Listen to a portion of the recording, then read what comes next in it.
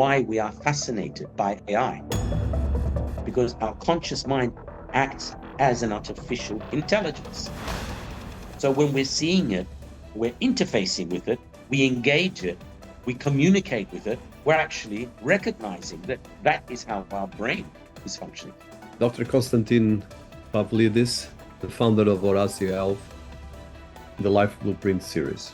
I think it's a key element, especially if you look at how we integrate artificial intelligence in our life and mind work, how we integrate, learn, build, the shift, the adapt, the compound, and create a sovereign life. Life Blueprint, well, it was called the Blueprint, by the way. Then there's Life Print, and then there was Cosmoprint. And the purpose of Orassy is to attract people to come in and develop the vision that is required to understand themselves in life. Hello, everyone. My team and I have been crafting content and stories that inform, inspire, empower, and bring real value to you. If you haven't already, please take a moment to check that you're subscribed. It's the easiest way to support our work and stay updated with every new release.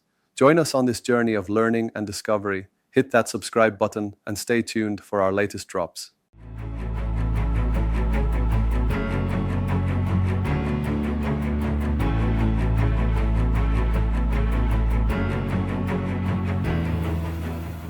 Dr. Konstantin Pavlidis, you are one of the most probably fascinating personalities I met, with a work that has been touching a lot of different things, from pioneering cognitive science to integrative medicine, to being an author, a metaphysicist, a science educator, and an international award-winning speaker, and as well a founder and researcher. So your work builds experience and layers into the way you look at traditional wisdom, scientific research, therapy, traditional medicine, and movement arts. You are the founder of Orassy Health and the pioneering Center for Integrative Health Care, and specializing in advanced diagnostics and holistic therapies. And one of the things that is fascinating is that you look at the spectrum of both mental, emotional, and physical well-being.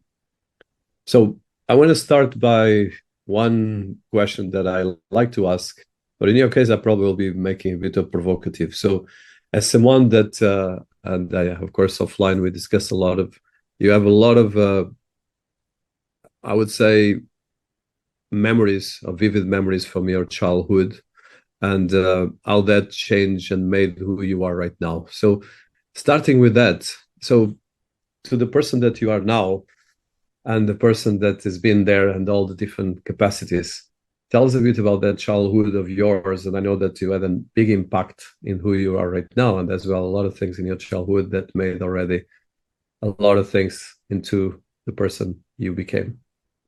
Well, going back to my childhood, I grew up in Sydney, Australia, and it was a very unusual and magical time. It was the 60s, and everything was being explored, as we now know. A time of hippie flower power and peace. Peace, man, not war. And I had actually two older siblings. One's my brother's 4 years older, and my sister's nearly 10 years older. And to a large extent, she was the person who took care of me a lot, because my mum was always very busy. And the aspect of healing came through. I would put my hands actually on my sister's ankles as well. She had problems. She would slip and cause swelling regularly. But my mum had osteoarthritis. And I recall very clearly my mother touching my hands and feeling that they were very hot.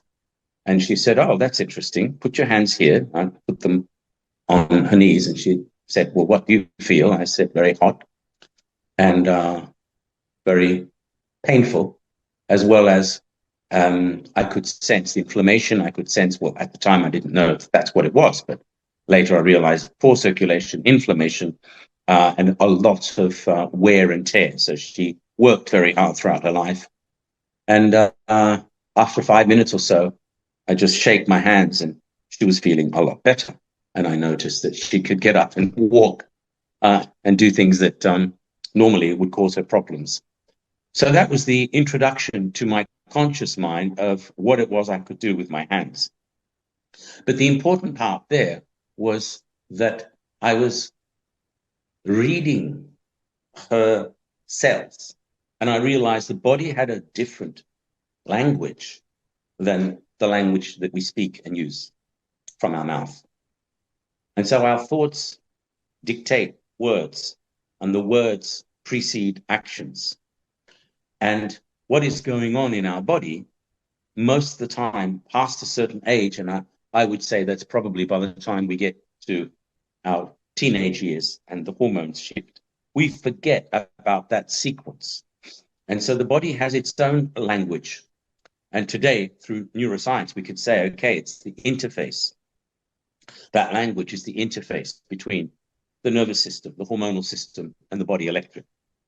Because apart from those three, and the fact that we are made 70% by volume of water, but 99% molecularly of water. So we look at the interaction that takes place where the water is concerned. And I am very specific about the water. Water doesn't only have solid, liquid, and gas, the three phases. The fourth phase is the gel, of which our brain is made mostly of the gel. And the fifth phase is called an exclusion zone, when you have water inside some object, like, let's say, a glass of water. The molecules that are on the edge form a different type of stratification or alignment. And that's called the exclusion zone, when the water, sometimes called bulk water as well, but the exclusion zone, easy water. That term was coined by Gerald Pollack, who's an American scientist from Washington State University. He's a very close colleague and collaborator of someone who's a friend of mine, Vladimir Vayekov. And Vladimir is the head of the biology department in the Lomonosov University in Moscow, which is arguably the leading university in Russia. And what I was aware of from my youth and then moving into my studies later was that water had something about it in terms of its structure, its function, its ability to hold memory. Now, Masaru Emoto has done a lot of research in that field, looking at the hidden messages of water and how the water molecules can structure themselves in a different manner when they are adapting to an external influence. So he experimented with water that was, let's say, a beaker or a container of water placed on a sign that's written saying, "I hate you."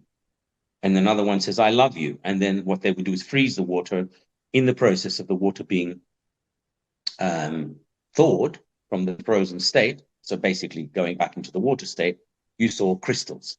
And the water that had negative input, that included heavy rock music. I think it was Def Leppard or something like this. It was heavy rock music, as opposed to positive statements such as, "I love you, you are a wonderful person," etc. Or they played Mozart to this music, to this water. So that music, the frequencies of the water impacted the molecules. Frequencies of the sound from outside impacted the water molecules. And this is very critical to understand. We are bioresonant beings. And the majority of the time, we have somehow allocated a huge amount of effort and emphasis and also importance to our conscious mind's mental faculty and the intellect regarding the way in which we experience things, because it interprets. And that interpretation becomes a more dominant perspective and experiential reality than the one that's actually happening inside our body.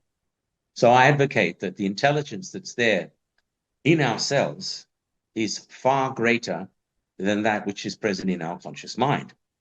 Our body is able to keep everything coherent and together 24/7 throughout our life. And it does that constantly to try to establish a state of dynamic, not static, homeostasis, means keep things as close as possible to balance. The situation in our psycho, mental, emotional, physiological states going out of order. So it's like a regulatory system that is constantly looking at keeping things balanced as much as possible. You don't have to tell your body to do this. It will do it. And we take a lot of that for granted. And the biggest problem I noticed was the discord and the lack of coherence that creates between what your conscious mind tells you is happening, and therefore what you allocate as important to a situation that you find yourself in, or thoughts and feelings that you have, and what's actually going on in your body 24/7 to try to adapt to what the body is going through. So the foundation of me, let's call it the catalyst for me to explore all of this, and remember, it goes back quite a while. I found in the 70s, I did techniques, therapeutic techniques, because my mother was a therapist and healer herself, and she was able to deal with dislocations and sprains and contusions and breaks and cuts and poisonous, had spiders and snake bites, etc. So she was kind of like the barefoot doctor, the village doctor. So I learned those techniques, and then went later in my later teens to start therapeutic techniques, medicine, shiatsu, adjustments, chiropractic and osteopathic adjustments, and then as well acupuncture and the usage of Chinese medicine. I went to Japan and studied the Kampo, which is a development of the Chinese medicine. And then in my late 20s, started to look at the Tibetan medical system and the Mongolian, which are basically the same system, essentially. And then looked at traditional systems of other cultures, such as the Unani medical system, which is the Arabic system, which became, let's call it, very prevalent among Islamic medical techniques. And that system was based on Hippocrates, the Hippocratic system of the humors, and then looking at what are the common factors among all of these traditional medical systems, having also studied the alternatives, as I mentioned, that at the time were seen as an alternative to the mainstream, which is what the alternative means. And complementary is anything that complements the mainstream. And the mainstream is allopathic medicine, which in and of itself is based purely on we can call it Western, but it's a mechanistic scientific perspective, a Newtonian mechanistic three-dimensional scientific perspective of life. And the foundation of that is only trust what you can see and touch and is physical and is measurable, and therefore determinable and repeatable. So I found myself in this situation where I was experiencing, and also from childhood, often, and I say often, finding myself outside of my body, out-of-body experiences from, at least consciously, from when I was 7 or 8 years old, and knew that was not a weird or strange experience as much as something that was an extension, like a prolongation of the spectrum of daily life consciousness.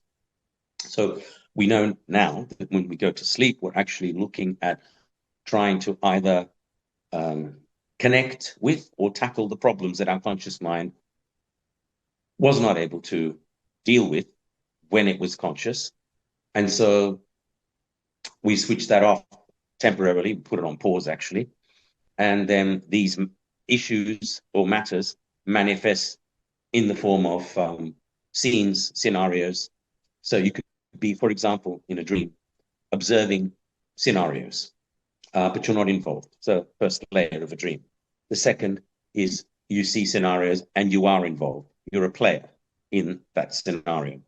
And the third is you are seeing things. You're not only involved, you are the protagonist, which is very important. And the fourth is the level of being able to sense. So you're literally smelling, tasting, and touching. Somehow you know you're in a dream, but you're sensing everything as if you're not. And then the fifth level is finding yourself consciously outside of your body doing things as if you're in your three-dimensional interface, but you know it's not, because you can walk through walls and you can rise up through a ceiling or whatever. So this is what I had observed, and it became very commonplace for me throughout my youth. And a lot of these unusual experiences, the healing, finding myself in an altered state, finding myself outside of the body in such a manner, led me to want to explore, to use science in a manner that could at first explore, secondly, discover, and third, explain these paranormal metaphysical phenomena. And that became the foundation for, I could call it the beginnings and the catalyst for my journey. Maybe it was a quest, but most definitely I saw and experienced life in a very different way. And what came to me from when I was very young, well, say very young, I was about 12, 13 at the time, I remember going through a vocational guidance examination. And the representative at the school said, "What do you want to do or be when you grow up?" And I said, "I want to become master of the human mind, body, and spirit." And they looked at me and thought, we're going to have a hard time with this one. So I just didn't say anything more than that. But I was very heavily into studying and practicing martial arts, in particular, Tai Chi, Qigong, and Wing Chun Kung Fu. From when I was 12, 10 years of age. I started at 6 with judo and 8 with karate. And then I discovered Bruce Lee on the screen. I said, yes, that's what I want to do. I want to train and be like him. I got inspired by a process which helped me to understand that my physical body, and I was experiencing this definitely and totally, was not a machine or just an organism. Somehow, I was experiencing my external and my internal as an intermediary that enabled, especially when the eyes were closed, but not necessarily, to go to what I call the greater space. So our physical body is some kind of micro cosmos. The external environment I call the in-between cosmos, the mesocosmos. And then there was the greater space that we all speak about, and you look up into the stars at night and you imagine that there's something bigger, greater, and further away than just the confines of your physical body, or even the limitations of what you see around you on a day-to-day basis. And that interface fascinated me.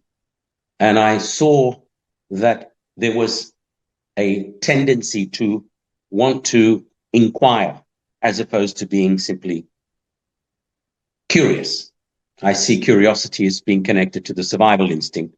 And in that way, it's the animal part of us, because we all have that gene for survival that's been there for millions of years.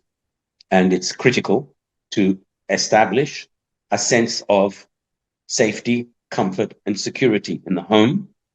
And also, I see that as feminine and an internal dynamic that supports us and is totally critical when we're very young, especially till the age of around 6. And then we want to go out, explore, become more social. So then the masculine energy, if you like, is about protection, guidance, and expansion. So these two form the foundation, as years passed, of the inner mother and the inner father, each with a masculine, feminine, and neutral part. And those two are interfacing and communing with your inner child. So now we're bringing psychology into this let's call it a paradigm it has evolved over 4 decades now. So my first strong influence was the experience of the healing, leaving my body and observing that I was in some kind of unusual state.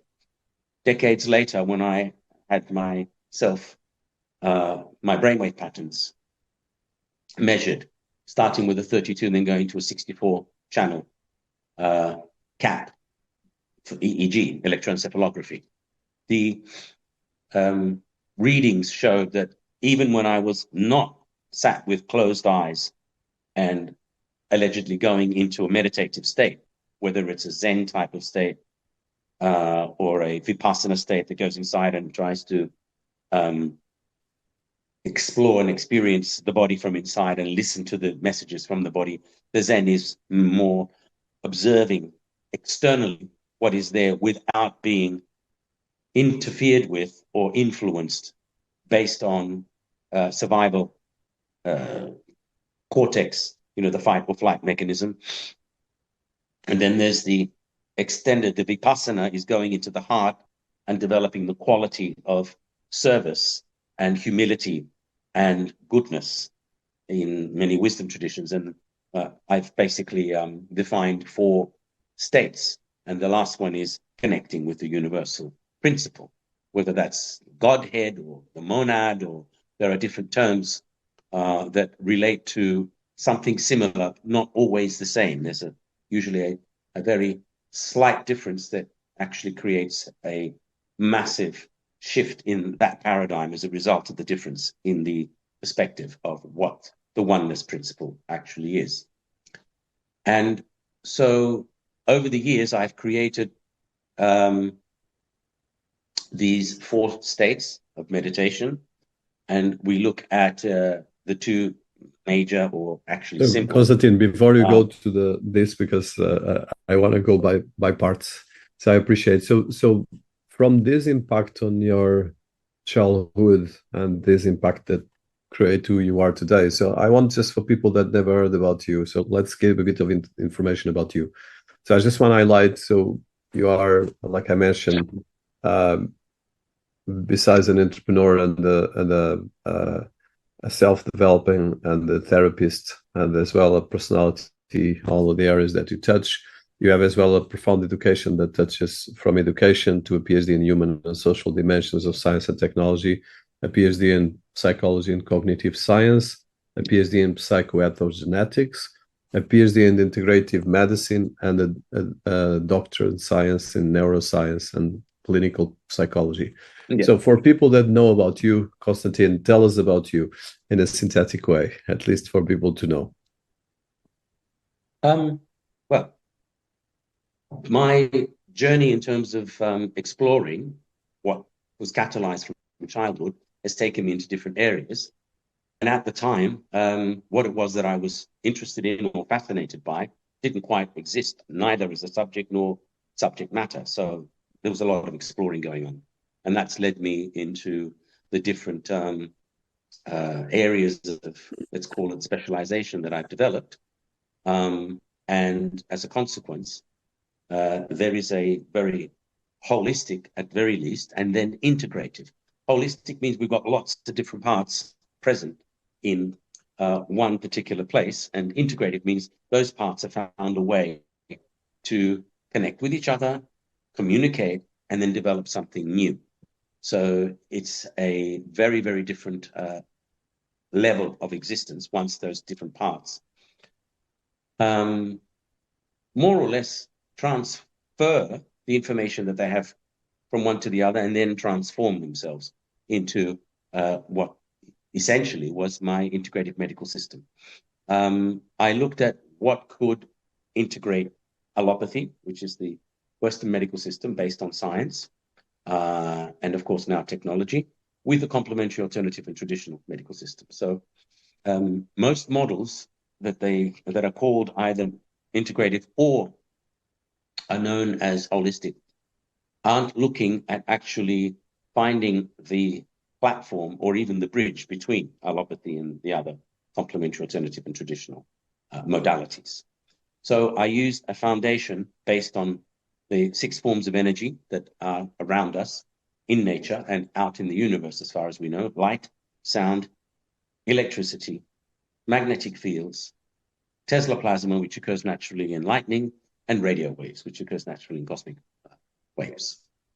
And we have devices that have been around. So I've not developed the devices, but I've developed a way of utilizing them to activate cellular membranes and cellular activity and organelles in a manner where we get very quick results. So the main, let's say,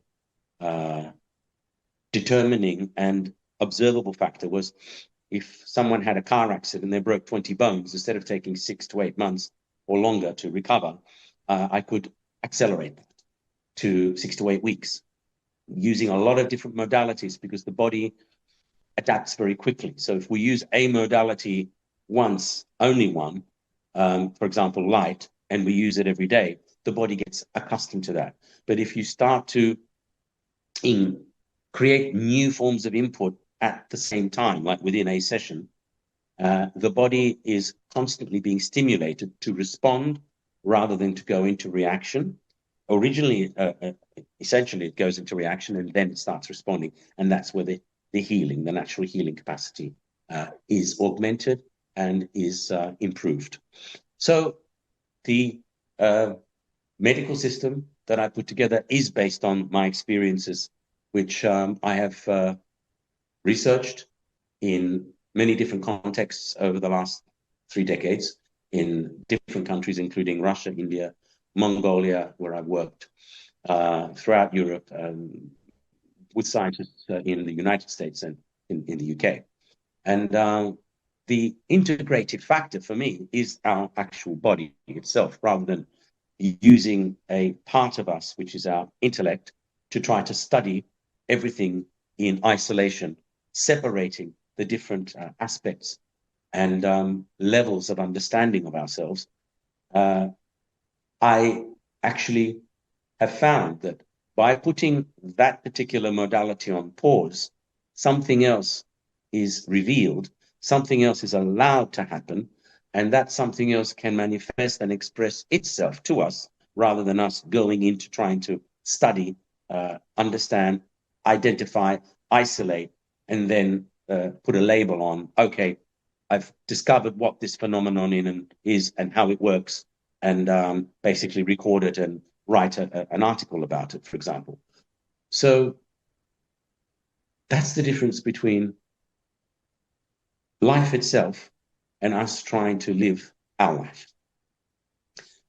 We're not very good. So I want to touch. So because mostly for people listening to us, so you are, I would say, a personal coach that touches all the different areas, and you have a lot of layers of consultancy that can help a person improve all the areas that I mentioned in the beginning. So I want to touch.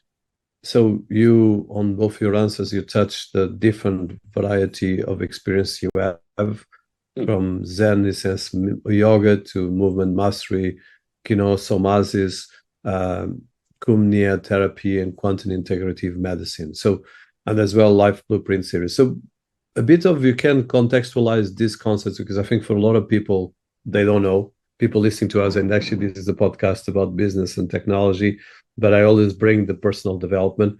So I would like to touch, how do you bring these things to the life and to improving life? And as well, how you juggle your 40 years of experience that you've been working across multiple disciplines, and how you integrate these and how you combine these ancient wisdom traditions with the modern science. If you could go on these things in particular, of course, there's a lot of things here. Yeah.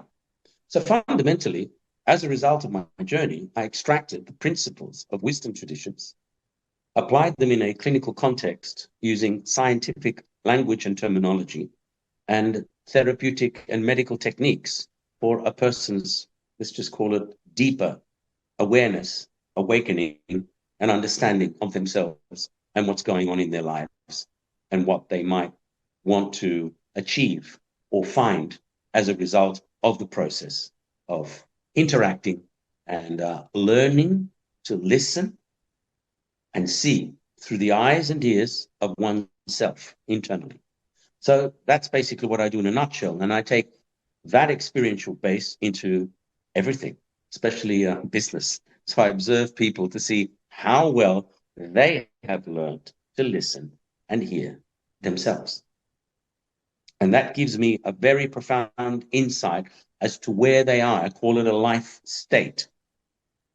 So rather than looking at symptomology, like you come or you go to a therapist, doctor, etc., and you've got something that you've noticed is disturbing you, whether it's irritable bowel or skin disorder, psoriasis and eczema, constant headaches, lung problems, etc., there is a condition that draws your attention, and the allopathic system is actually not a medical system as such. It is an accident and emergency system. And as an accident and emergency system, it is by far the best on the planet. If I had a car accident and broke 20 bones, I wouldn't go to a homeopath, an acupuncturist, or a chiropractor. I'd certainly go to accident and emergency, because their entire remit is designed to save you, to keep you from dying, basically. And the entire remit of any medical system, allopathic medical system, is to stay the condition, keep it from getting worse.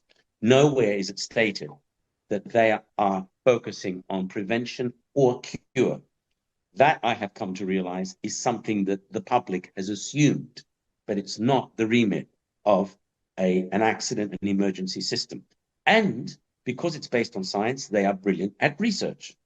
Obviously, the budgets are there, the motivation is there to do the research and explore, extend, expand, and develop new ways of dealing with, let's call them, known disorders. Or we have a huge amount. I think we're talking in the vicinity of 20,000 new disorders in the last 50, 60 years as a consequence of what has been introduced into our environment, not least heavy metals and electromagnetic fields, nanoplastics, the foods that we are eating, which are hyper-processed, and then the psychomental emotional impact of social media and how that takes our attention away from our ability to actually have a focused attention span, which incidentally has decreased in the last 30 years from around 1.5 minutes for an average adult to around 4 seconds. So our attention span has decreased enormously as a consequence of this constant intervention from an external source, and arguably the most influential external source where attention is concerned is social media. So I utilize all the experiential knowledge that I have to create new models. I guide people to learn how to communicate first and foremost with themselves by learning to listen, as I said, and hear, putting the inquiring, it's not even inquiring, the curiosity. The actual inquiry is a very specific process where you learn to put the constant questioning, which is based on criticism and judgment and the necessity to put things into a box, whether the phenomenon entering your conscious mind is potentially threatening or not. Because learning how to discern is what I'm talking about. And so my experiences have led to techniques that I use to assist people to understand their functioning on a different level, from a different perspective. And that brings us into the quantum reality of the subject-object split. And that is a very big one, because we're so used to being the critical, judgmental subject that is constantly in control, assumes that it knows whatever information is there. And if not, it is the driver of the interest, if not necessity, to explore and find out and achieve some kind of result, especially one based on success.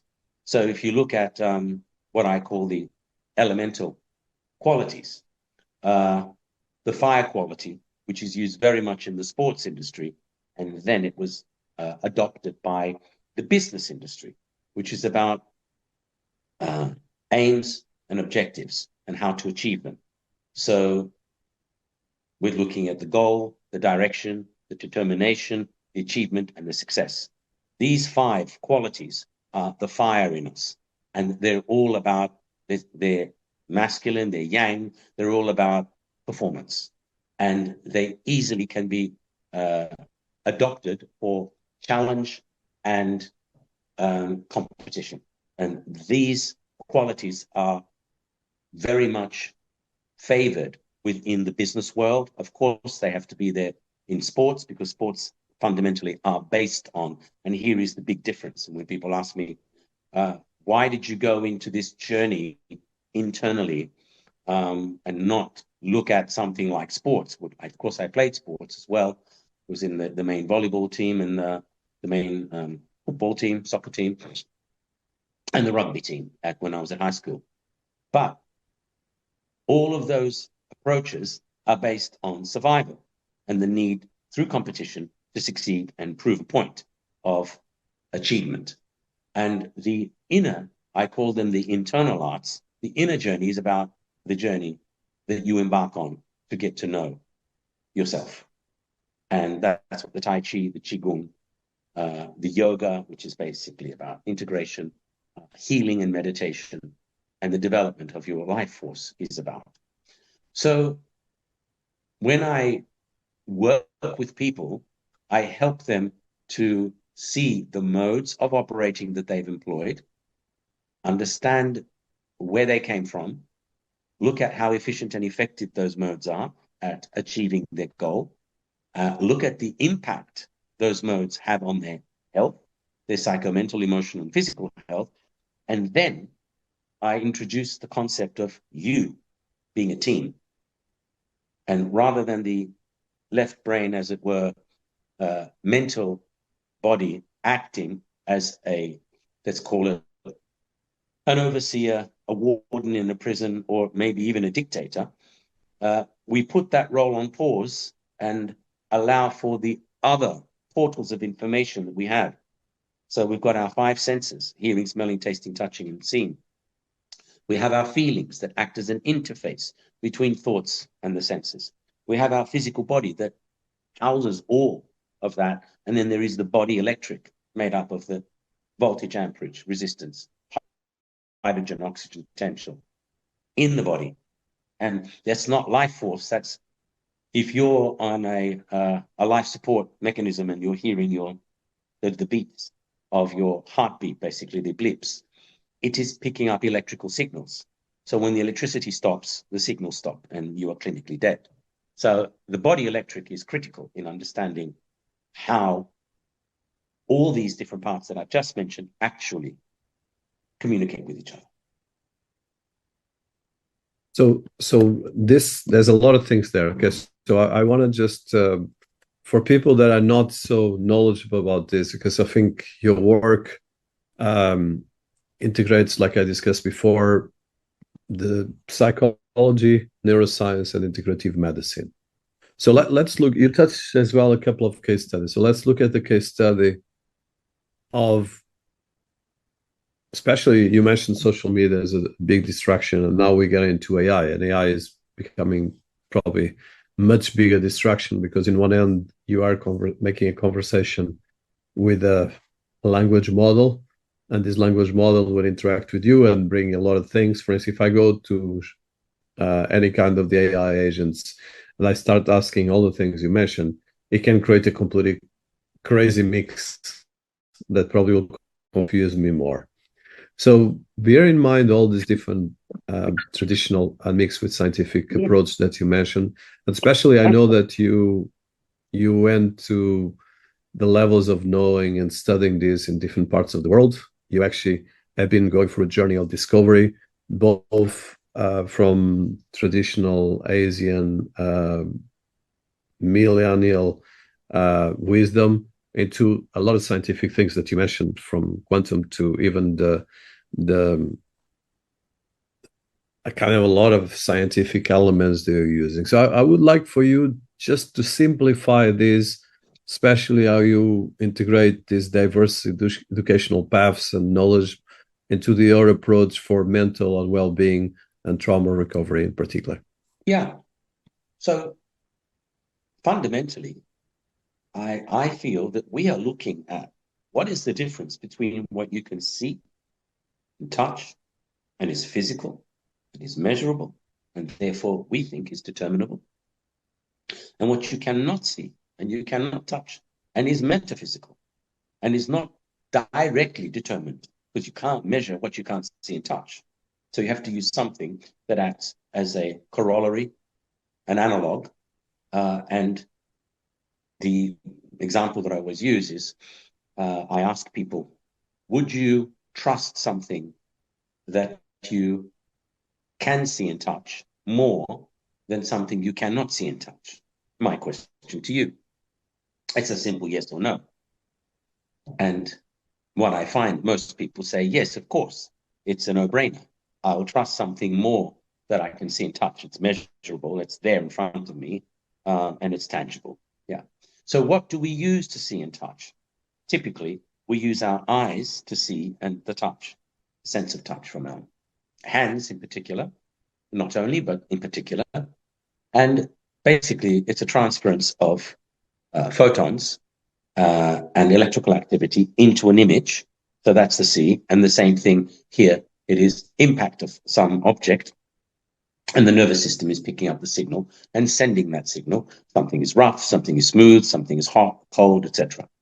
So those two senses, and it's not excluding the others, but in particular, seeing and touching are related directly to our thoughts. You see something and there's an immediate thought that gets catalyzed. And when you touch something, there's a feeling. As I said, it feels smooth, it feels rough, it feels hot, cold, etc. Now, the question here is, can we see and touch our thoughts and feelings? And under normal circumstances, the answer is, what is it? It's no. We can't see and touch our thoughts and feelings with our physical eyes or our tangible sense of touch, the tactile sense. So we're using something we cannot see and touch to validate and verify what we can see and touch. Now, this creates a cognitive bias, and if that bias is utilized as a mode of operating day by day, it becomes a cognitive dissonance. Now, that term is very significant because it means that the ability to get to know something, that's what cognition is all about. Cognos, from the Latin, from the Greek, which is gnosis. And it's how we use different parts of ourself to get to know ourself. And so they are information portals. And if there is a foundation cognitive dissonance in the way in which we have decided to place emphasis, importance, and trust in these senses, if you like, the seeing, the touching related directly to thoughts and feelings. This bias leading to the dissonance means that we are in dispute internally with ourselves. The part of us that is observing is a part that is based predominantly on survival. It doesn't matter how sophisticated. It may not appear to be like you're running after something or running away from something, the fight or flight mechanism, but the survival, the necessity to live long enough so that you can have an experience that actually means something in life, that counts, is very powerful. And it's logical in itself, but there are other modes of operating that are more efficient and effective than just the survival. As a consequence, the cognitive dissonance puts us in a dispute. So when we are picking up information, there is a difference between what it is that we are sensing in our precognition and our subconscious and what it is that our conscious mind determines. You know, we're picking up around 20 million stimuli per second through the physiology directly. And Have a guess how many of those stimuli are actually recorded, registered in the conscious mind? It's around 40. So that's a ratio of 1 to 500,000. So our conscious mind is an extremely efficient and effective mechanism, basically a filter, in terms of not allowing this tsunami of information that's there in the subconscious to enter the conscious mind. But it also means we miss out on a lot of information that is there. And if we can find a way to bypass the filtering mechanism, one example is you take LSD and it lowers the filtration process, and you're getting maybe thousands, if not tens of thousands of stimuli entering your conscious mind as a result of that filter being put on pause or releasing its filtering capacity, lessening it, let's say. So everything, as I'm speaking, psychology looks at your conscious, the preconscious, the subconscious, the unconscious, and the collective unconscious, predominantly. There is then the observer, but that observer is still subject-object split. So it's still based on the criticism, judgment, seeing oneself as separate to what you're observing, and you are functioning in the role of getting to know what it is that you are looking at, exploring, or investigating. But then there's another observer, which I call the non-critical, non-judgmental, non-personal self. And it is different. It's able to sit with what is there and not allow itself to be triggered into reaction. Rather, it weighs up what is happening. And in fact, rather than trying to work out what is happening, its role is to establish this dynamic homeostasis. Homeostasis is not only related to the physiology, there's a homeostasis of the mind as well. And it's weighing up constantly the difference between thoughts and feelings and whether the body will go into reaction mode, or by holding the space for anything that's entering, allowing a response. Means, like if you have a gear stick that's in the neutral, it can make a decision whether it goes into the first, the third, the second, or the reverse. The neutrality is critical. And we call this inner quietness and stillness that enables, by being in a neutral space, a response as opposed to a triggered reaction. And what does that mean? That then leads us to the wisdom tradition side of seeing things, because they don't speak about preconscious, subconscious, unconscious, and collective. They speak more about the superconscious, the observer, the non-critical judgmental self, the superconscious, and the collective superconscious. So I brought both models together. One is downward causation. We can call it from the heavens into the physical, into the material. And then the other is upward causation. From matter, we are dematerializing those energies, those frequencies, those signals, those messages, so that we can understand that we are both physical and metaphysical at the same time. We're just not aware of the metaphysical as much as the physical, because we have bought into that mode of operating.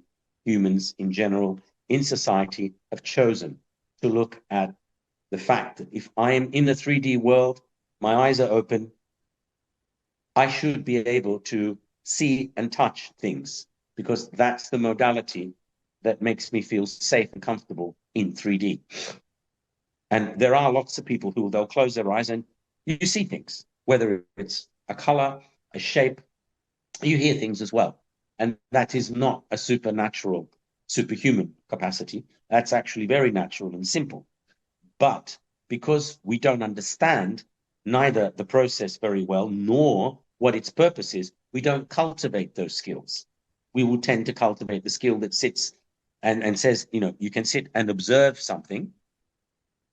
And by observing, we are able to calculate what is going on.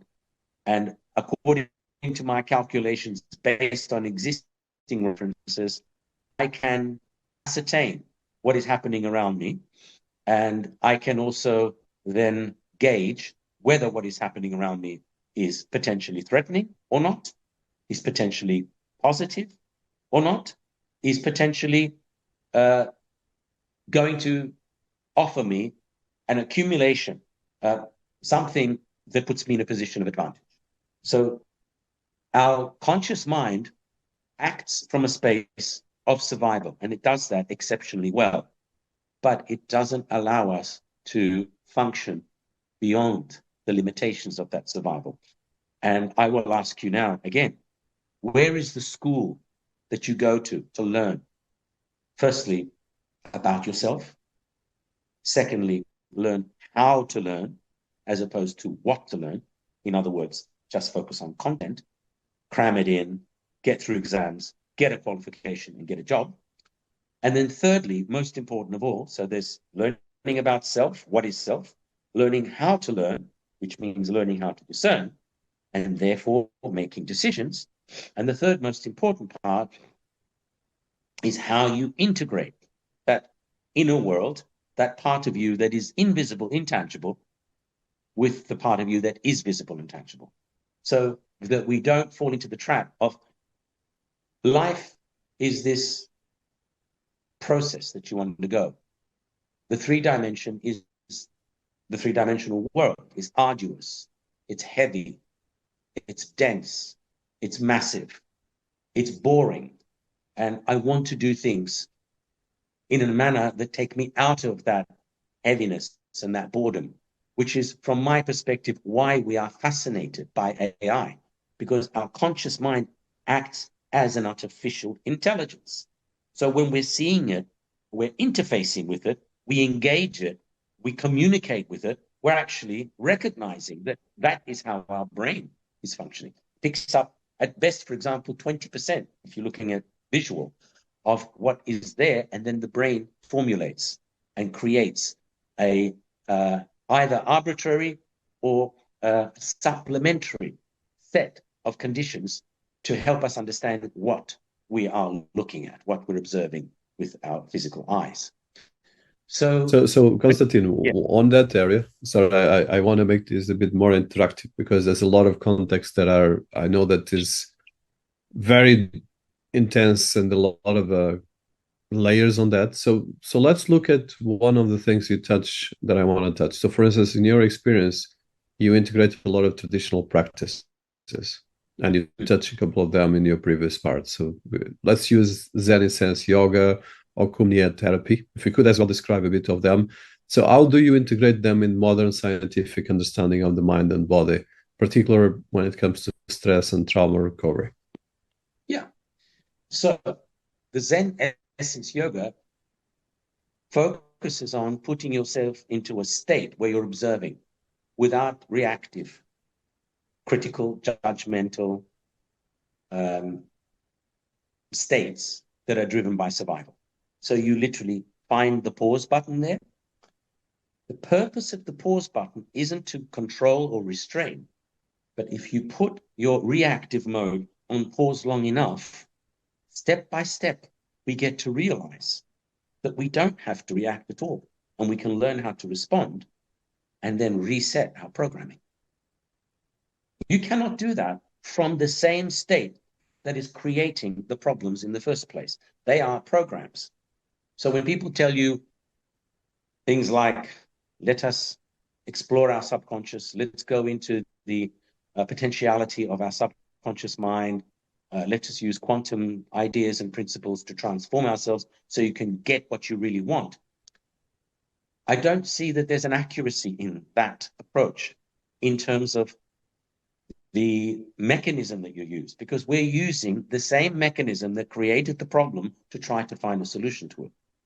And that doesn't get us out of the mode of operating of being controlled, feeling the need to control, because of the fear of losing control. And when I look at, so I have for decades looked at the impact thoughts and feelings have on the physiology, and also anything that cannot be rectified or, let's say, resolved within 6 weeks, more or less, naturally in the physical body. This is called the body's natural healing capacity. And if it can't take care, then the body needs help from outside.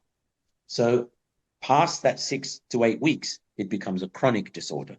What is the impact of a chronic disorder, whether it's arthritis or a lung disorder or irritable bowel syndrome, whatever, or migraines? What is the impact of these conditions on your psychomental and emotional? So that's another thing that I've explored in a manner that's unusual, because people who deal with the talking therapies and fundamentally explore thoughts and feelings and these modalities of expressing oneself don't necessarily look at all at the impact that interaction has on your physiology. Likewise, people who are physiologists who deal with physiological disorders, physiotherapeutic techniques, etc., don't look at the impact that disorder has on a person's psychomental and emotional condition. So finding the bridge between the two was critical for me. And I saw the bridge. I saw that there was a very specific mode of operating there, which once we understood what the bridge was itself, we could effectively resolve or dissolve, actually, the subject-object split.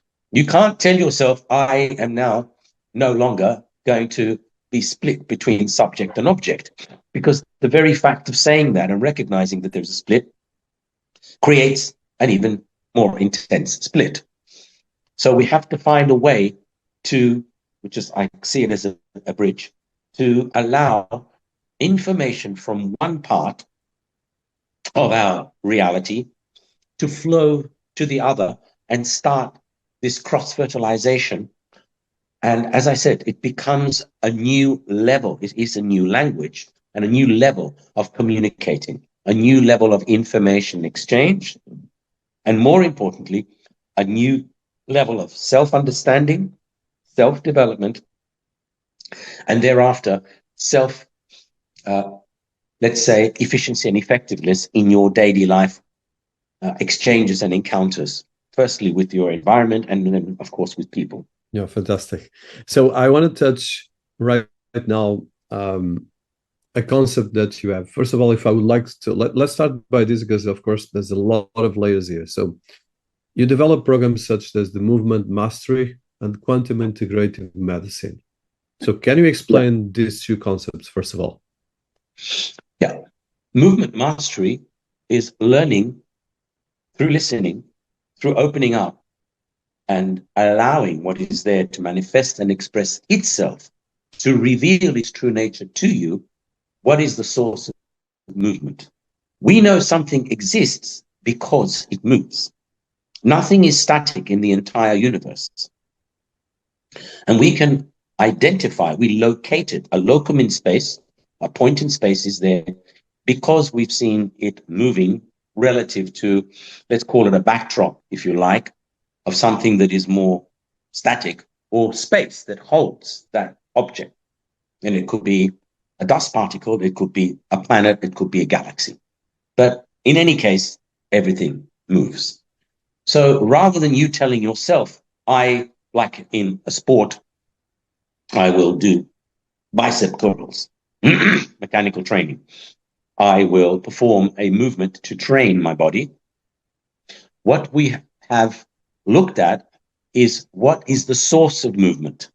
An example is exploring, I do exercises, there are many different types, the 5 motives or sources of movement in the body. So thought, body movement. Any movement that manifests is an expression of what thoughts are present, whatever the thoughts are. And you let your body be guided by thoughts. Then you do feeling body movement. So any feelings, good, bad, positive, negative, doesn't matter. They activate movement in the body. Then there's sensation body movement, whatever you're sensing through the 5 senses, hearing, smelling, tasting, touching, seeing.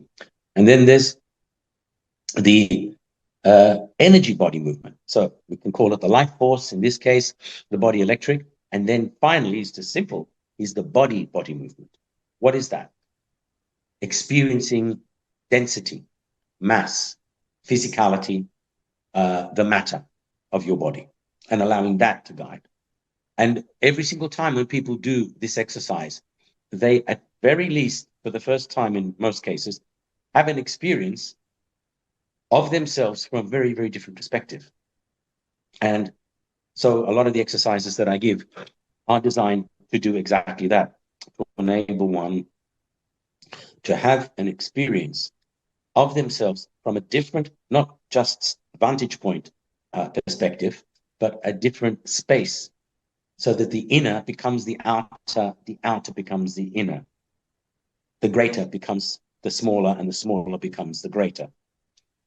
Your dynamic of action, pushing and making things happen and proving, as it were, is yang. And there's the dynamic of gathering and accumulating and calming and bringing yourself back to peace. That's the yin. And experiencing these dynamics without using necessarily the traditional or conventional language from a wisdom tradition. The problem there is that if you don't come from that wisdom tradition, you don't have references. And if there aren't any references, it's very hard to understand what we're actually dealing with. So I use language which is a lot simpler and is more generic right across the board for any human, such as thought, body, movement, and feeling, body, movement, etc. That is neither religious, nor philosophic, nor doctrinal. It's very simple, visible, and tangible. So movement mastery is learning how to master all forms of movement. Your thought is a movement. Your feelings are a movement. Your senses are a movement. The body electric moves you, and your physical body is constantly in motion. So I call that energy in motion. That's your emotion. That's because people do ask me, what is the difference from my perspective between an emotion and a feeling? And therein lies the difference. There is a synergistic process with emotions. And so you then ask the second question, sorry, that was the movement mastery. And the other one is about how you defined quantum integrative medicine. Yes. So quantum simply, in this case, I'm referring to what happens on multiple levels. And so the integrative medicine, again, because we need to hear things actually between 15 and 22 times before we sort of get it, because of the way our brain is structured and functions. Nothing to do with intelligence. It constantly is holding information like in a storage, and there is this process of, let me check my references, and I cross-reference to see if what it is that I've understood is actually what I've understood. Quantum integrative medicine is exactly that system that integrates allopathy, the traditional Western medicine, with complementary alternative and traditional medicines of other cultures. Based on science, based on a platform that uses devices that are based on these 6 forms of energy. Light, such as diodes, lasers, infrared. Sound can be ultrasound, can be isochronic tones, binaural beats, reprogramming the brain. Electricity, obviously, we don't plug our fingers into the socket. We're using it in the form of microcurrents, microcurrent frequency therapy, or TENS machines. Magnets, we can use magnets on their own or in conjunction with magnetic fields. I've got all of those at the center. Then the Tesla plasma is the device that actually converts either 110 or 220 volts into around 30,000 volts, but there's practically no amperage, something like 0.1 ampere.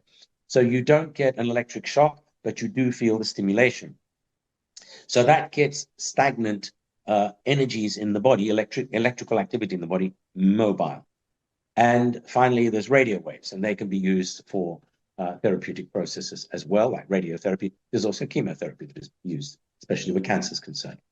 So by looking at that interface, which is a visible, tangible, measurable, repeatable, determinable entity, it acts as a good bridge, arguably the only one at the moment, between allopathy and the complementary alternative and traditional medicines, which rely a lot on phenomena that aren't easy to explain in allopathic terminology.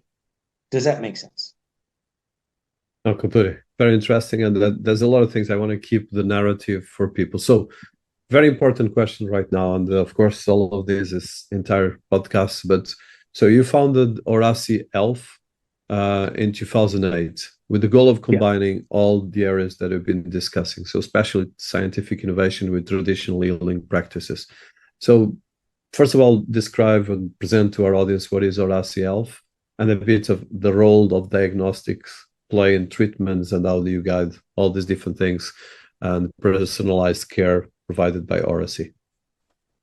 So Orassy means vision in ancient Greek, where the word the first part, O-R-A, like oracle, someone who speaks and basically activates the visionary element within ourselves.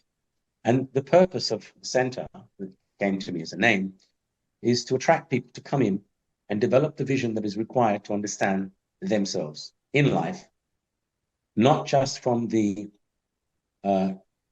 conventional approach of I go to a therapist stroke doctor because I have a condition that is disturbing me.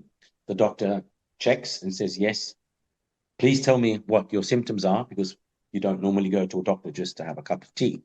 There's usually something that disturbs you and you want to find out what the actual cause of that disturbance is. So there are three factors here, maybe four. But the first is we hand our power over to the doctor who's representing, or the therapist, an authority. The second, by handing, so my problems are all on a tray. Doctor, you're the expert. You do the whatever it is that you do, the assessment, the diagnosis, etc., and also fix it for me. The second is the doctor can't do anything unless and until they see that there is something disturbing you. So you might have pains and the doctor will go through lots of different diagnostic processes and say, look, it's been 6 weeks, and this has been the case studies that I've done with people, and we've checked absolutely everything in your body and we can't find anything physiologically wrong with you. So we don't know what is causing this pain. It must be in your head, i.e. it's a psychomental or emotional issue. So the necessity for a diagnosis based on some kind of symptom. The third is we are focusing on diminishing, if not taking the symptom away at any cost, whatever that process is. The fourth is, so here we go. The client, I call them client, but the patient is not part of the process. They are this organism that is waiting to be treated because there is an apparent problem that is causing a disturbance. If after the first pill you are given as an experiment or an attempt to diminish your pain or the symptom, you feel good, the doctor says, all and good, thank you, go away, hope I don't see you again. But then 2 weeks later, something else manifests and you come and you say, well, you know, I don't have the headaches anymore, but I've got these stomach pains or cramps in my gut. So rather than treating the patient as just an organism that has some disorder that we need to find a solution to, despite the fact that it's temporarily, we are not looking at cause to effect. Therein lies another issue. So that's the fifth issue, the fifth matter, the fifth difference in my approach. The sixth then is that I see the patient is actually a journeyer. They are a client, but they're going on a journey together with me. I am only as efficient and effective as the client is ready to take responsibility for themselves. At the end of the day, I don't live in their body. They do. So I see that it is their task to get to understand what's going on, why things have gone wrong, and exactly because of what I said earlier, we don't understand the relationship between what's in our head and our feelings and the impact that has on our physiology. Likewise, something's already gone wrong because of stresses and strains and an infection of some form through germs or a microorganism, and what impact that has on our thoughts and feelings. So that interface is a very, very subtle and, however, also very powerful dance that takes place in terms of how we understand ourselves, what we decide as the path to the journey to get to deal with what it is that we've understood, how we learn to take responsibility for ourselves, and finally, that then the patient becomes the client becomes the student becomes the journeyer. This is where I'm coming from. So that's the difference in how I approach the journey from illness to wellness, I should say. And that is critical as a difference. And there is an awakening process that has to take place quite clearly. First and foremost, it's not even that I'm presenting a new paradigm, although if you've not seen this before, it's clearly going to be different at least. But I'm just taking away veils, as you say, layers. There are many layers to ourselves. We are a multi-layered being, and quantum is about exploring the many layers that make up what we are. And here's the fundamental difference. You're a who. We have been brought up to be a who. Somebody's brother, sister, husband, wife, mother, father, etc. So roles that we play in daily life. That's the human social self. And then there is what you are. Your organism is beyond the roles that we play. And those roles play or have little impact on the organism's sense of balance and harmony and putting itself constantly through this process of dynamic homeostasis, not a static one. So I want to touch so Dr. Konstantin, so one of the things, mostly what you just touched right now, these forms, I would say that this goes under the Life Blueprint series.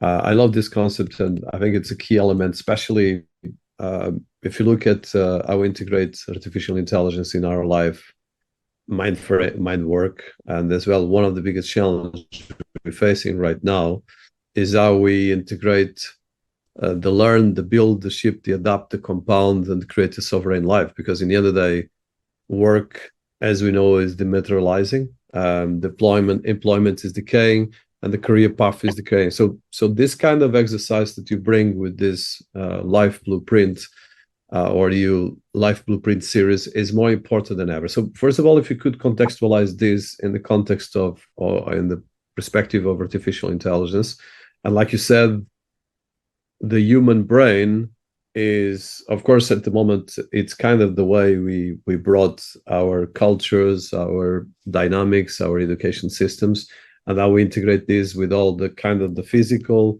the psychological, the energetic parts that we are trying to do. But I would like to see, especially for people listening to us, and we have an audience of entrepreneurs, of startups and different parts, and you went very technical in a lot of these things, but I would like to look at this part of the life blueprint that I think it's a very important thing for all of us. Yeah, the life blueprint, well, it was called the blueprint, by the way. Then there's life print, and then there was cosmoprint. So there's 3 levels. And the blueprint is just looking at our fundamental genetic makeup. Because when people talk about karma and inheriting things, we do, and it's through the genes. And you could be the son or daughter of 2 genius artists, musicians. And so you've got predisposition there to develop the music, but somehow you end up becoming a doctor because something happens as a result of your experiential reality that didn't activate those specific genes to have you explore and investigate and develop the musical skills. Not to say that that can't happen at some stage later in life. Predisposition is there, but the manifestation doesn't happen. And so that's your blueprint. That looks at the relationship between what we're born with, so that's the character, that's what we come in with, and our predisposition through genes, and then what we do with that, which is the personality. And that's basically the communication skills, the ability to develop oneself in society, in daily life, the skills that are required for, developing a career and the knowledge base, instructions, and so forth. So there's this constant interaction happening between what you came in with and what you do with it. And the two, I work in triangles. Bottom left is the inner domain, bottom right is the outer domain, and the apex of the triangle is the greater domain. And those two are constantly interacting as a function of identity. Now, the identity itself, now we place a lot of emphasis on it. We have identity cards, we have a special level of identity called the passport, that it basically allows you to get through ports, doors, levels of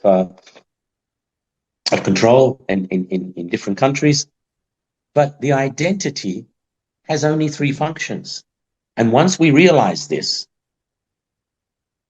we will begin to not place so much emphasis on it. Its function is to filter the information that is coming from the subconscious to the conscious mind, order it, otherwise that information is scattered, fragmented, you don't know where it fits and what it means, and then you define it. You put a label on it and say, okay, this information has come from my subconscious to my conscious mind. The subconscious is huge in terms of storage. It's a massive archive, not infinite, but close to, in terms of the amount of information there, huge amount. And so by handing so much power over to our identity, to the extent and in as much as saying, I will only also trust what I identify with. So if something manifests that you don't identify, at best, if you're not a reactor, it goes, a person that reacts, basically, that piece of information goes into the box of the unknown. But if you do react, forget about the unknown. This is the potential threat. I don't like the feeling of the threat, and I'm going to react. So the life print looks at that, all of these dynamics. It looks at me as a person. That's what you accumulate. Myself is the way, what you've accumulated in daily life. So that's the personality character. And I, the sense of self.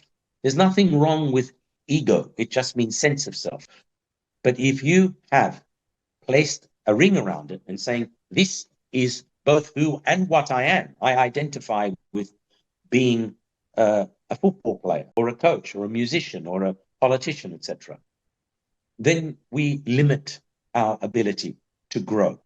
And that's what life print is about, the print that enables us to interface with life itself, life being an entity in its own right.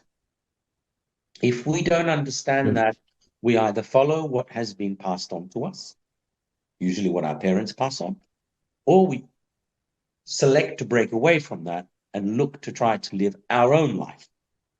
But in either case, whether it's passed down to us and acts as a superimposed set of values, or something that we've rejected, we reject that and we go on a path to try to develop our own sense of self. In both cases, we're missing out on experiencing, living, seeing, hearing through the eyes and ears of life itself as an entity. And that to me is a great pity. So that's when we have the life print. The first one is the blueprint, your blueprint. Then there's life print. What print do we have? What print is a very important term. It's archetypes. I'm sure you've heard the term. Beginning or first prints. Dipos is a print. Archi is a beginning or leader. And so we use archetypes to try to understand paranormal metaphysical phenomena. And they act as a bridge between our inner sense of self and the way we've experienced ourselves and what is happening on a greater level.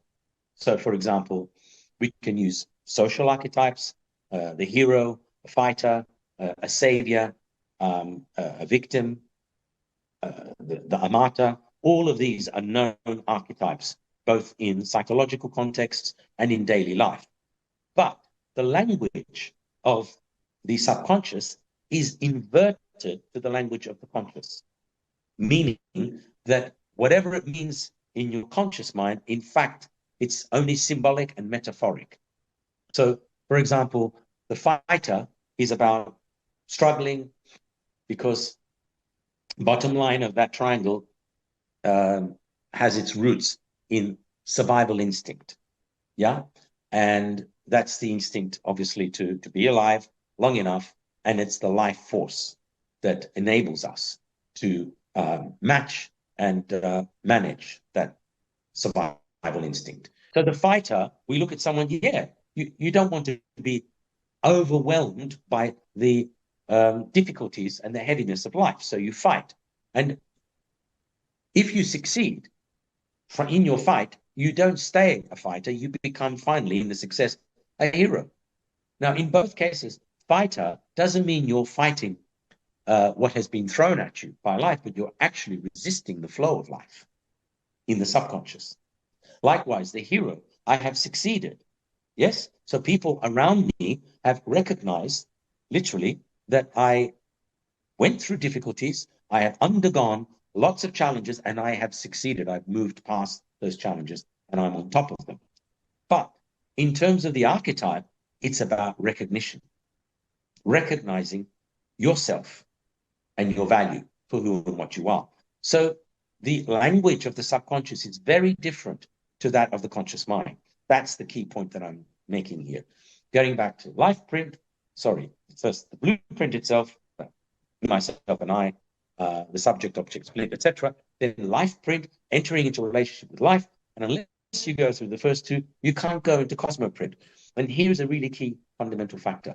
I've met many people who haven't understood the life side because they don't see it as statistically significant. They want to go straight to the cosmic. They want to go straight to the eternal. They want to go straight to the divine. And they learn whatever techniques and information are at their disposal to make that bridge. So they're going from the physical daily struggle for survival and trying to receive emancipation from the three-dimensional burdens of the three-dimensional world and the heaviness and become one with the universal and God. And so there's a very important stepping stone. It's actually more than a stepping stone. It's a massive chasm that needs to be bridged. And that is the life print itself. You are in 3D for that purpose. You're in a 3D body in life, in three-dimensional life, for the purpose of integrating, bringing spirit down into matter and taking matter and refining it and allowing it to grow and expand and incorporate all other levels of your consciousness through consciousness itself. So picking on that, let's look right now, of course, the biggest challenge that we face right now into humanity. So as we get into all the nuances of artificial intelligence, how we integrate technology in our lives, all the kind of velocity of integration of knowledge and so forth. So I want to look at this from the perspective of, so there's the use of AI, the neurofeedback, and all these emergent technologies, even quantum mechanics is starting to happen.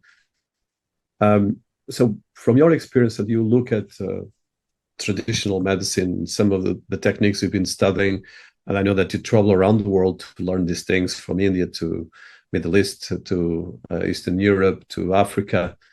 How do you see this kind of a continuous of human wisdom applied with all the different things that you are bringing right now when it comes to, as well, your scientific and body of knowledge, and as well the work in Orassy Health?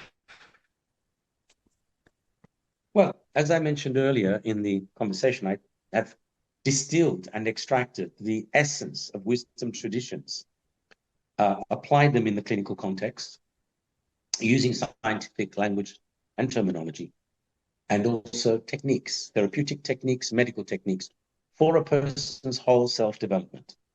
So I'm not focusing simply on identifying with a symptom and or condition and then trying to solve the symptom or the condition, but helping the person see that symptom and condition is the tip of the tip of the tip of an iceberg. So you're sitting on an iceberg and go to the 1% of the iceberg, and there's 90% of it under the water in any case. And the moment a person begins to see and understand the magnanimity of themselves, how much is involved, it helps us to not take ourselves so seriously, but take our life seriously, meaning give more value, add more purpose, and create a meaning that will enable you to focus on and receive the quality of life rather than the quantity. The big gap that I see that has been established or has resulted from a very physically based perspective is the materialism itself. Meaning, even the word quantum, it's about an amount. It's something you can see and touch. It's a quanta, an amount. And I actually have coined the phrase decades ago of qualum physics. Quantum physics helps us to understand energies in discrete amounts. Originally, Niels Bohr's theory of the shells, and then going to Schrodinger's understanding of that something can be in one state and another state at the same time. And then the superposition theories. There are a half dozen major theories that have developed the quantum physics domain. And I have extracted from that something that I call the quantum worldview, quantum reality, meaning that, yes, things exist on multiple levels that can be seen, experienced, defined, but it is extremely difficult to see and define a quality. So we know that something may not be quantitatively large or impressive, but it is qualitatively significant to us. And that makes all the difference in an experience. The quality of the experience enables us to actually have a full experience as opposed to constantly trying to measure it. We have bought into a very physically based world. And what we have with the advent of AI in particular, but let's just say computing, the binary system, and now moving into the artificial intelligence, where we have hundreds of thousands, if not now millions of calculations of data points per second. What is the purpose and point of all of this? Humans have been turned now into, because of the fact you just need a credit card, you've got a mechanism to do the research, and you can scroll and scan and surf the net, into mechanisms of purchasing and interfacing with the external environment through the physical. And we almost predominantly look at that as our mode of operating. It's become an extension of the nervous system of especially Gen Zs and Gen Alphas. If you go to people who are 40 plus, they lived in a time when we didn't have these mobile phones.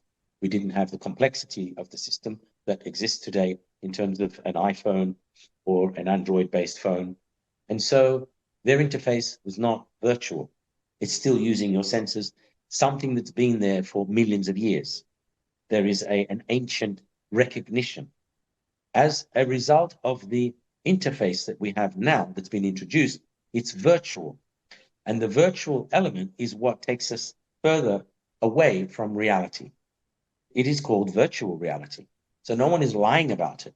But when we hand our power over to something almost like, from either an entertainment perspective, a fascination perspective, curiosity perspective, but it does detract from the experience of self on multiple levels through an integrative process.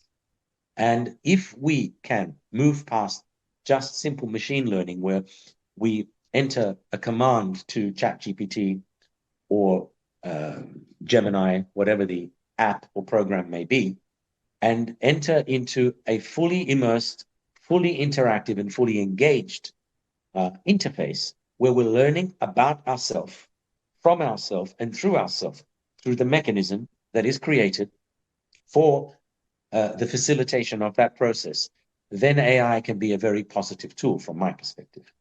But if we simply hand our power over to a mechanism which is actually extracting from us or detracting from our ability to be spontaneous, innovative, and creative, I don't think that is necessarily the best way forward in terms of our inner learning and growth. So last, I think we've been almost for 2 hours. I still have a lot of things. I think let's do this as take one. So Okay. you touch a lot of the things here. So, and of course, there's a lot of layers to take. I think everyone listening to this interview probably has to listen to it twice to get all the different layers. And we'll put a lot of reference to some of your work and some of your research. So as a researcher and a continuous scientific, I would say, healer and as well a researcher, what are the hopes for especially for the next generation of leaders and practitioners that are integrating the blueprint you mentioned? And as well, one of the biggest challenges with medicine is its fragmentation between the traditional, the present, the future, and how these things can actually improve our lifestyles, our life's DNA, let's put it that way. That's actually one concept that I like a lot. And what advice would you give to young people or middle or even people that are struggling with their personal well-being today, and the challenges how to look at the personal, the professional, and as well how, if there's any case study with Orassy where this fusion has been a transformative impact on someone's well-being, because I think that's the most important thing. Everyone wants to improve their well-being, but it's becoming increasingly more possible and more difficult. So it's a question of how you are as well with I would say the persistence and the discipline to create this, but as well creating a balance between all the nuances that we are talking. Well, let's start with well-being and the nuances, because they are actually facets. They aren't something that is a secondary or tertiary, less significant aspect of ourselves. So the different parts of ourselves make up the whole that needs to be at least somehow investigated and, more importantly, experienced. And unless we can do that, we will stay in fragmentation. So the number one focus at the Orassy is to help people find and identify the unifying factor in themselves, that part around which everything revolves, and gives them a sense of purpose and meaning from an experiential level and not an idea, leading to a hope, a dream, a wish, a desire. Because all of those, not that they are wrong or bad, but they don't lead to integration. They just feed usually fantasy and also further fragmentation. So the foundation, advice to young people, they, as I have said, with this interface, virtual reality interface, as an extension of their nervous system. So I am looking at developing technologies. Funding will come soon.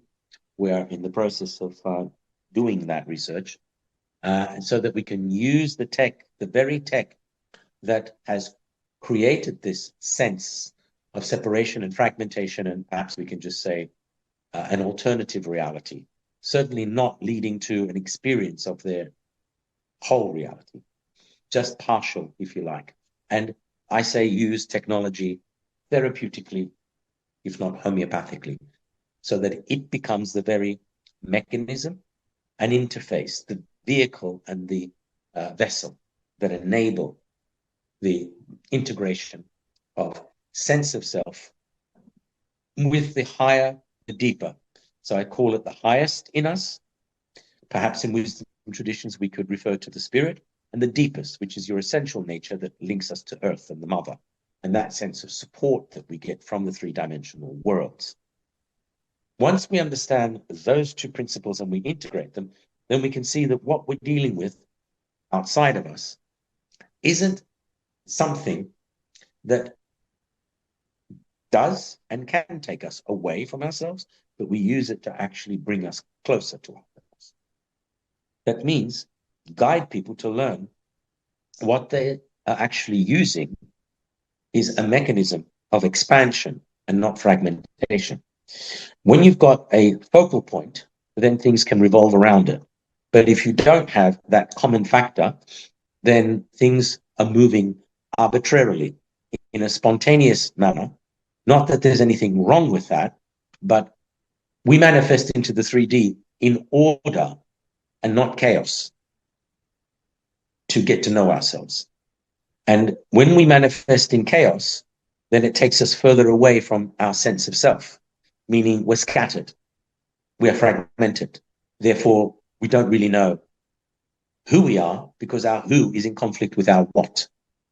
I was speaking about the what earlier, and I will complete by saying what we are is a constantly expanding, interactive, dynamic, not static, open, not closed system, energy and information matrix.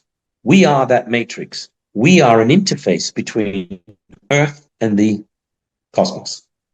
And once we see and understand that better, and we adopt something of that particular paradigm, it acts as an integrative bridge between your inner, your outer, and the greater worlds. And my advice, you said, what would I recommend? Yeah, it's not advice, but it is a recommendation. I listen to young people. I've noted, say Gen Zs, Gen Alphas in particular, they have been brought up with tech. We have to look at the fact that religion is anything that connects people, and it gives them a sense of stability. United we stand and divided we fall. And I've never seen any force in life greater than the religion that we have today, which is science. Science has become the new religion. We use it right across the board. It is the common factor, regardless of what your faith-based religion might be, your philosophy, your perspective, your belief system, your desires, your wishes. We all use tech at some level. If it's not a handset, it's electricity, it's gas, it's some form of resource that has been extracted synthetically and through technology. So science, for me, has become the new religion. I laughingly say that Google is the new God. You can sit and pray to God when you have a question, but most people, especially Gen Zs and others, will just go onto Google and they'll get an answer within 3 to 5 seconds. So it is the concept, I won't say principle, of the instant gratification. You may remember the experiment done at Stanford University in the 70s, giving a child, saying, I can give you a sweet now, or if you wait 5 minutes, you'll get 2 sweets. And I think it was 90% plus of the children wanted the sweet immediately. That is that's part of survival. That is an ancient gene that says instant gratification, because I don't know in 10 minutes if I'll still be here. I don't know if that will still be here. So the instant gratification needs to be satisfied in a manner that is very important. It means content in a context. So contextualizing all this information, all of this knowledge is extremely important for experience. Because if we don't have an experience, learning through an experience, it's obviously I call it experiential learning, we can't grow internally and develop beyond the limitations of our 3-dimensional world.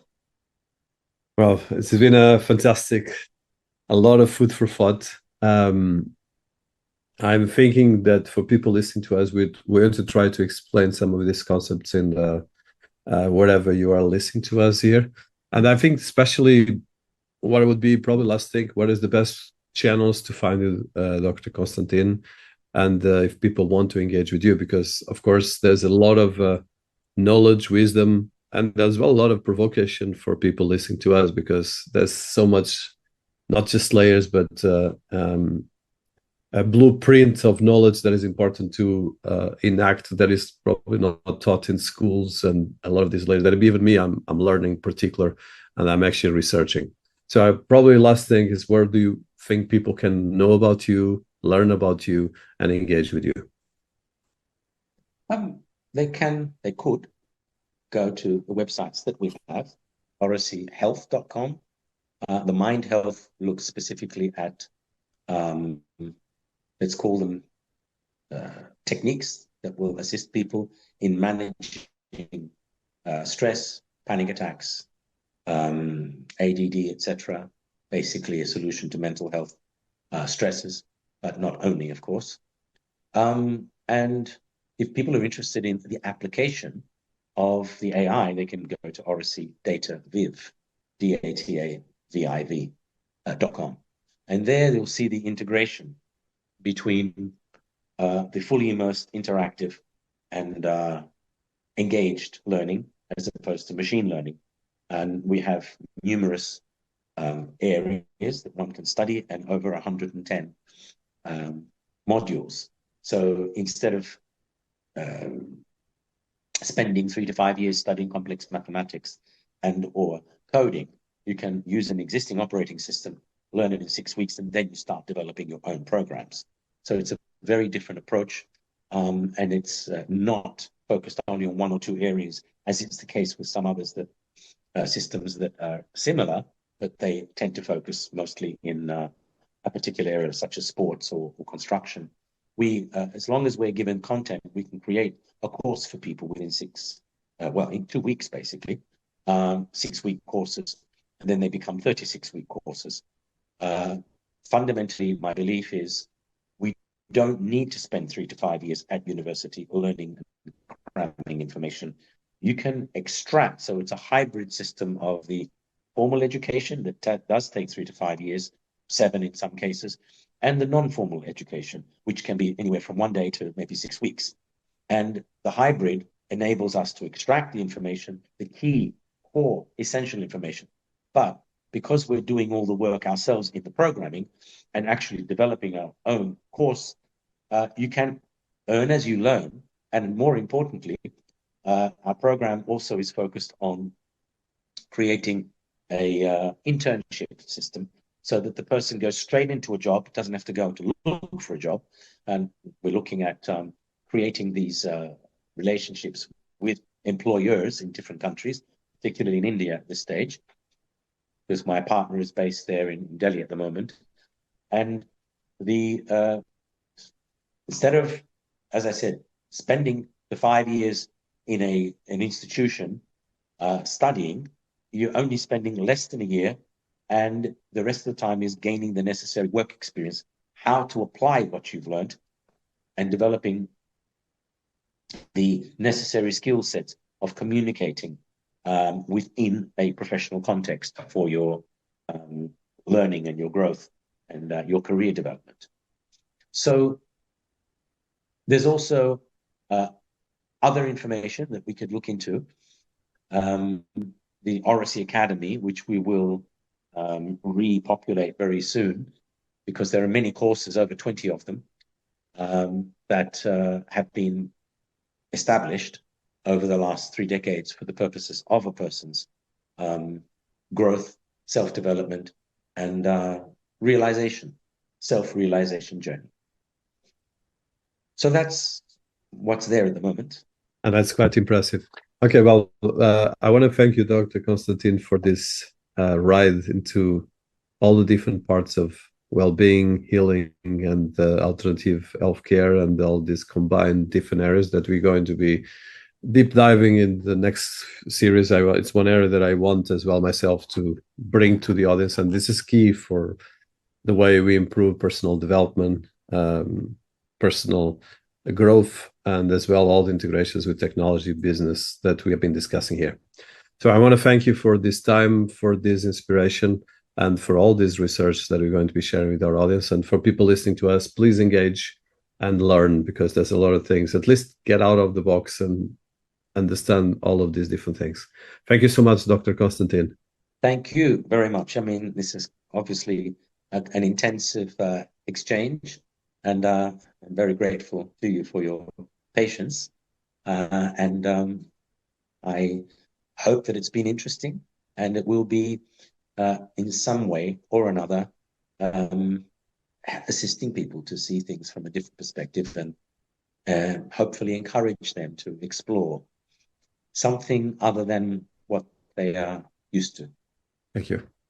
Yeah, thank you. Thank you for watching this episode. Please share your thoughts, questions, or a topic you want next in the comments section. My team and I read them all and will tailor our future videos around your feedback. And don't forget to subscribe so you don't miss the next drop. Until next time, stay healthy and informed.